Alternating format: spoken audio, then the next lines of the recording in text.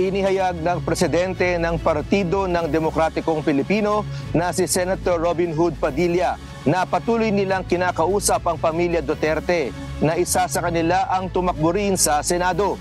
Binibigyan nila ng mga ito na magdesisyon hanggang huling araw ng COC filing sa October 8. Iginiit ni Padilla na mahalaga para sa kanila na may Duterte sa kanilang lineup, lalo na ang dating Pangulong Rodrigo Duterte na may matagal ng karanasan sa politika sa kabila ng may edad na ito.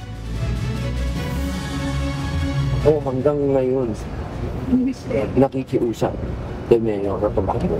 Bilang partido, ako ang presidente ng PDP. Gusto ko na tumakbo siya. Hindi siya isa sa mga anak niya. Mas matindi ang wisdom. Ito ang kailangan natin sa leader natin, yung wisdom. Nakita naman natin yung wisdom ni Pangulong Duterte nung panahon ng pandemic, kalagpasan natin yung pandemic.